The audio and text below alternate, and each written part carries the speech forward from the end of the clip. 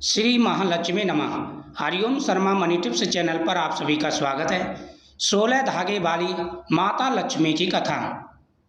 यह कथा सुनने से घर में सुख और समृद्धि आती है, हर प्रकार की परेशानियां दूर होती हैं। माता लक्ष्मी का यह व्रत 16 दिन चलता है। इसमें 16 गांठ का एक धागा धारण किया जाता है। भाद्रपद मास के शुक्ल पक्ष की अष्टमी तिथि से राधाष्टमी से लेकर के और पितृपक्ष की अष्टमी तक यह व्रत चलता है। एक समय महर्षि श्री वेदव्यास जी हस्तिनापुर पधारे।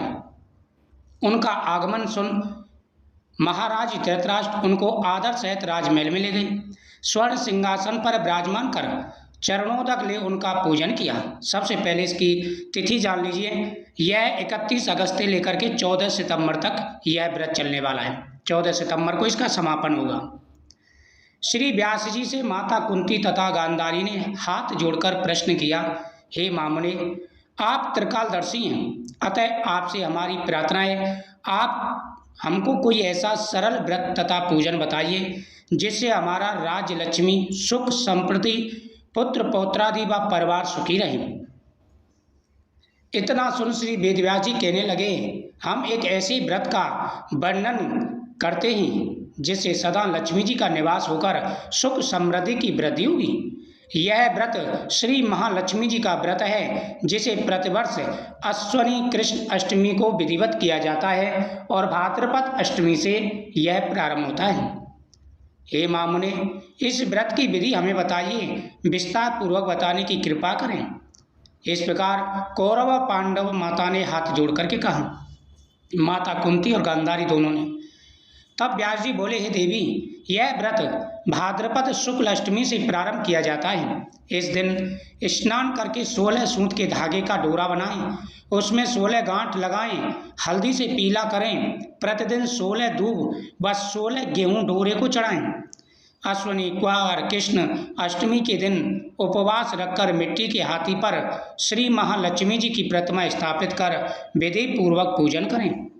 इस प्रकार श्रद्धा भक्ति सहित महालक्ष्मी जी का व्रत पूजन करने से आप लोगों की राजलक्ष्मी में सदा अभिवृद्धि होती रहेगी। इस प्रकार व्रत का विधान बताकर श्री वेदव्यास जी अपने आश्रम को प्रस्थान कर गईं। इधर समय अनुसार भाद्रपद शुक्ल अष्टमी से गांधारी तथा कुंती अपने अपने महलों में नगर की स्त्रियों सहित व्रत का आरंभ करने लगीं। इसी प्रकार 15 दिन बीत गए। 16वें दिन अश्वनी कृष्ण अष्टमी के दिन गांधारी ने नगर की सभी प्रतिष्ठित महिलाओं को पूजन के लिए अपने महल में बुलवाया। माता कुंती के यहाँ कोई भी महिला पूजन के लिए नहीं आई। साथ ही माता कुंती को भी गांधारी ने नहीं बुलाया। ऐसा करने से माता कुंती ने अपना बड़ा अपमान समझा। उन्होंने पूजन की कोई तैयारी नहीं की एवं उदास होकर के बैठ गईं। जब पांचों पांडव युधिष्ठिर, अर्जुन, भीम, नकुल और सहदेव महल में आए तो कुंती को उदास देखकर पूछा, हे माता, आप इस प्रकार उदास क्यों हैं? आपने पूजन की तैयारी क्यों नहीं की? तब माता कुंती ने कहा, हे पुत्र, आज महालक्ष्मी जी के व्रत का उत्सव गांधारी के महल में मनाया जा रहा है। उन्होंने नगर की समस्त महिलाओं को बुला लिया और उसके 100 पुत्रों ने मिट्टी का एक विशाल हाथी बनाया है, जिस कारण सभी महिलाएं उस बड़े हाथी का पूजन करने के लिए गांधारी के यहाँ चली गईं, लेकिन मेरे यहाँ नहीं आई। यह सुनकर अर्जुन ने कहा, माता, आप पूजन की तैयारी करें और नगर में बुलवावा लगवा दें कि हमारे यहाँ स्वर्ग से ऐरावत हाथी पूजन के लिए आएगा। इधर माता कुंती ने पूजन नगर में टिटोरा पिटवा दिया और पूजा की विशाल तैयारी होने लगी। उधर अर्जुन ने बाण के द्वारा स्वर्ग से ऐरावत हाथी को बुलावा भेजा। इधर सारे नगर में शोर मच गया। कुंती के महल में स्वर्ग से इंद्र का ऐरावत हाथी पृथ्वी पर उतरकर पूजा कराएगा। समाचार को सुनकर नगर के सभी नर नारी, बालक एवं वृद्धों की भीड़ एकत्र होने लगी।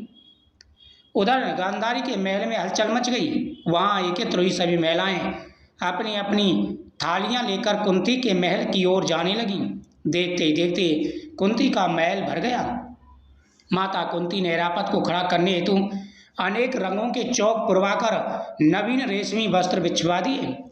नगरवासी स्वागत की तैयारी में फूल, माला, अबीर, गुलाल, केसर हाथों में लिए पंक्ति वृद्ध खड़े थे।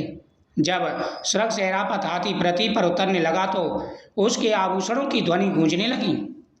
ऐरापत के दर्शन होते ही जय जयकार के नारे लगे।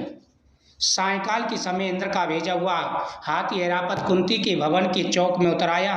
तब सब नर नारियों ने पुष्प माला अबीर गुलाल केसर आदि सुगंधित पदार्थ चढ़ाकर उनका स्वागत किया। राजपुरोहित द्वारा ऐरापत पर माता लक्ष्मी की मूर्ति स्थापित करके वेद मंत्रों द्वारा पूजन किया गया। नगरवासियों ने महालक्ष्मी पूजन किया, फिर अनेक प्रकार के पकवान लेकर ऐरापत को खिलाए और जमुना का जल उसे पिलाया। राजपुरोहित द्वारा स्वस्ति वाचन करके महिलाओं द्वारा माता लक्ष्मी का पूजन कराया गया। 16 गांठों वाला डोरा लक्ष्मी जी को चढ़ाकर अपने अपने हाथों में बांध लिया। ब्राह्मणों को भोजन कराया गया। दक्षिणा के रूप में स्वर्ण आभूषण वस्त्र आदि दिया गया। तत्पश्चात महिलाओं ने मिलकर मधुर गीत लहरियों के साथ भजन कीर्तन कर संपूर्ण रात्रि माँ लक्ष्मी का व्रत जागरण किया। दूसरे दिन प्रातः राजपुरोहित द्वारा वेद मंत्रों के द्वारा जलाशय में महालक्ष्मी की मूर्ति का विसर्जन किया गया। फिर ऐरापत को विदा कर इंद्रलोक भेजा गया। इस प्रकार जो स्त्री श्री महालक्ष्मी का विधि पूर्वक व्रत एवं पूजन करती हैं, उनके घर धन्य दान से पूर्ण रहते हैं। उनके घर में महालक्ष्मी का सदा निवास होता है। और माता लक्ष्मी की स्तुति करें। महालक्ष्मी नमस्तुभ्यं नमस्तुभ्यं सुरेश्वरी हरप्रिये नमस्तुभ्यं दयानिधे महालक्ष्मी च विद्महे विष्णुपत्ये च धीमहि तन्नो लक्ष्मी प्रचोदयात् आदि मंत्रों का जाप करें। आपकी हर मनोकामना पूरी होगी। श्री महालक्ष्मी नमः।